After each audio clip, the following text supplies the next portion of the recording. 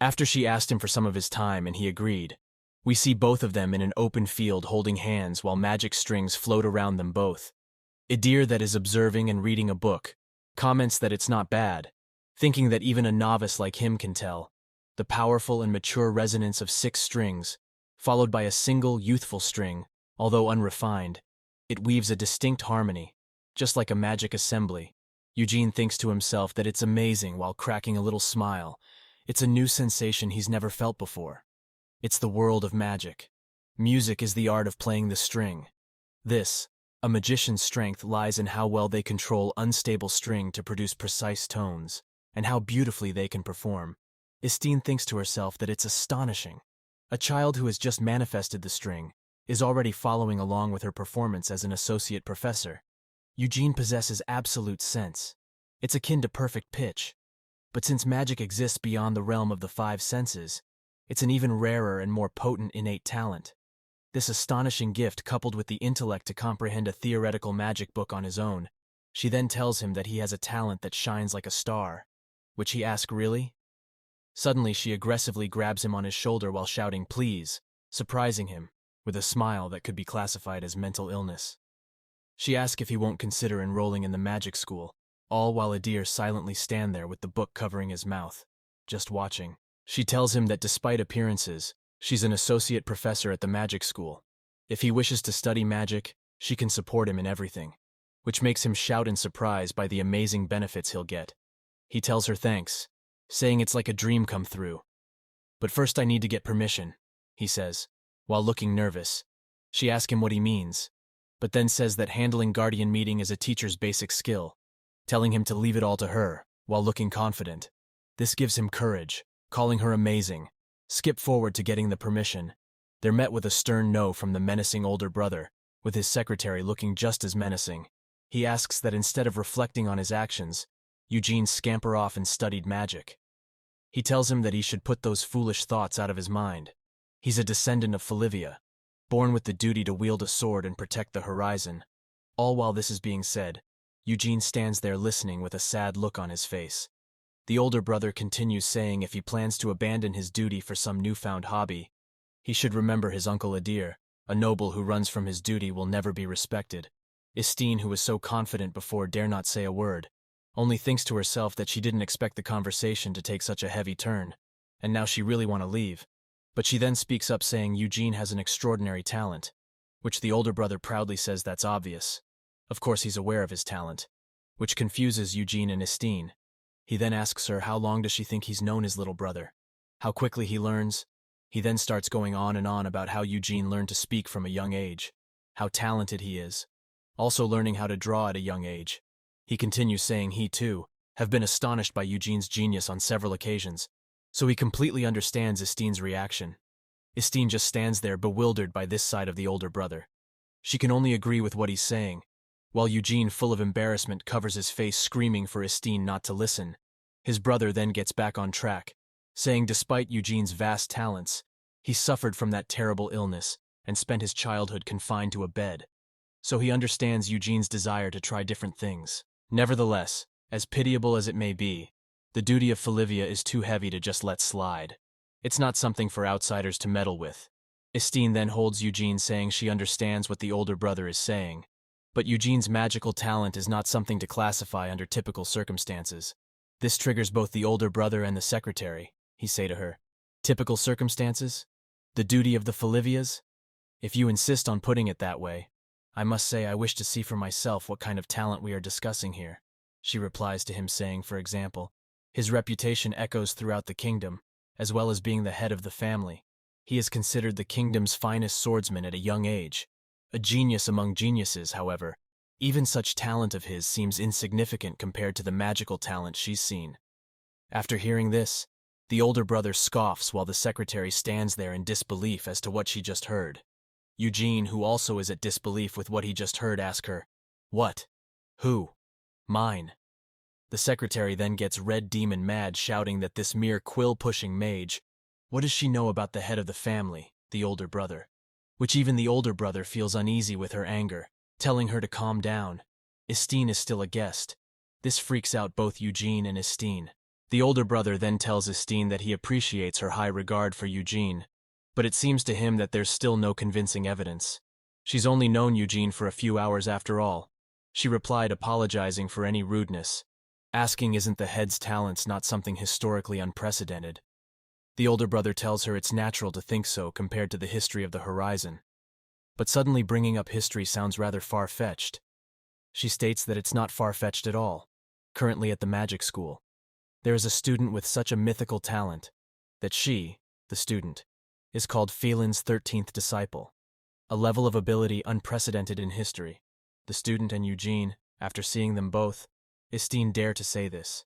She shouts that Eugene's talent, though different in direction, is comparable to the student's, confidently asserting her statement. This surprised both the older brother and Eugene, which he shouts, asking if she's talking about him in disbelief. The secretaries say that calling the student the 13th disciple is an absurd claim. The older brother then say that this is certainly the highest compliment a mage can give. Now he thinks he understands where she's coming from. He then looks at Eugene and say that he wants to hear his true desire. Which will he choose? Being a swordsman or a mage? Eugene gets panicky, saying of course he wants both. The older brother sternly tells him that there is no such thing as both, which makes him pause. The older brother continues, saying to learn magic, Eugene must go to the magic school, and to learn swordsmanship he must stay with the family. If there was a way for magic and swordsmanship to coexist, he wouldn't discourage it like this. Eugene holds his hands to his chest and say then, his heart is clear. Since the moment he received Lord Phelan's grace and was able to stand up again, he vowed to be a person who could give back as much as he received. Therefore, he'll go out into the world and become a mage like Lord Phelan. But of course, even if he goes to the magic school, he won't give up on swordsmanship, as the older brother said. With the Falivia blood in him, he has the duty to protect the world. Both the older brother and the secretary listened and nodded, but then the older brother tells him once again to only choose one, frightening and confusing Eugene. But he has heard Eugene's wish. If he wants to become a mage, whether magic books or artifacts, he'll support Eugene with everything. This makes both Estine and Eugene happy. But there's a catch. With a cold expression, the older brother tells Eugene to prove it within 1 month, meet the admission requirements for the magic school. If he fails, everything will be as if it never happened. Eugene looks at him with eyes wide open, uttering in confusion that only 1 month. He continues, saying normally, it's a process that takes 10 years. Asking to do it in a month is an absurdly demanding condition. But if Eugene truly has the talent Estine mentioned, then it's not impossible. But before he could finish his sentence, he notices something off. Eugene happily jumps at him with arms wide open, profusely thanking him while holding his hand. He then promises not to disappoint him, and he'll work hard, which confuses him. He wonders to himself if Eugene understands what he's agreeing to. Normally it takes 10 years just to meet the minimum requirements to enter a magic school and become a mage. That's if a talented child receives formal education. In such a world, a complete novice becoming a mage in 1 month is impossible. It was basically a direct rejection. Eugene may not understand, but Estine surely isn't ignorant to this fact.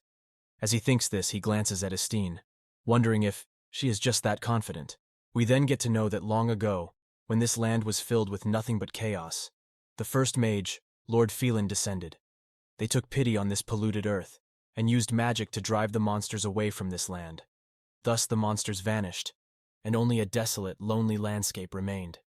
Gazing upon the empty land, Lord Phelan suddenly felt a wave of loneliness. Therefore Lord Phelan plucked stars from the sky to create 12 disciples, and together they filled this land with life. Estine then finishes the story, saying that's why today's world is so peaceful and flourishes with life. It's all thanks to Lord Phelan and her 12 disciples. Although it is still unclear whether Lord Phelan is male or female, we see that Eugene gets startled from his dozing off when Estine asks him if the story was too boring. He barely replied with a quick no. She tells him there's no need to hide it. It's natural to find the story boring after hearing it so many times as a child. She then asks, what did he think while listening to Lord Phelan's story? He answers her saying Lord Phelan seems quite sentimental. Seems like they're prone to tears. Which she agrees, stating that that's one of Lord Phelan's charms, asking if they doesn't feel like a compassionate and approachable creator. She then say that although that's a nice perspective, why not think more like a mage for a moment? She then asks, why does he think they call such a supreme being, who created life above the horizon, a mage instead of a god? He then say, come to think of it, Why is that? She tells him that the miracles of those akin to gods, the miracles of creation and life itself, are also magic made up of myriad of strings. These strings of magic are like the strings of an instrument. Depending on how one pluck them, they are able to produce various phenomena, just as strings can produce various sounds, depending on the vibrations. They can become water, fire, wind, lightning, life, and even become the world. The basic magic of a novice mage and the creation magic of Lord Phelan operate on the same principle within the category of these strings. As she explains to him, she's showing him a demonstration. She continues saying as such, the string can truly be seen as the alpha and omega of magic. As the strings float around Eugene, he watches in amazement. That's why a mage's ability is absolutely dependent on the strings, how many strings they can manipulate, and how well they can play them. These two aspects define a mage's ability. Eugene's talent as a performer was verified the day they hold hands in the field. The ability to delicately handle the string was innate in him. What remains is to see how many strings he can use. He then worriedly tells her he only has one string, which she tells him that everyone starts at one string, starting with one string, aiming to reach the minimum number required to influence reality beyond sound waves. 4 strings is the entrance to practicing magic. But cruelly, not everyone can reach 4 strings. Each person's number of strings is innately fixed. After hearing this, he starts to worry. She then cheerfully say that today, they'll use the magic borrowed measuring device in her hand to gauge his potential, which he's excited for. He then gets worried again, asking how many strings should one have. If he has too few strings, that'll be a problem. She tells him he shouldn't worry too much. After all, he's from the Falivia lineage. Plus, while the number of strings are important, it's not everything, which he confusedly questions if it's true. She tells him that there are plenty of cases where having many strings is as good as pies in the sky, which he understands. She says that these days, young mages are too obsessed with the number of strings.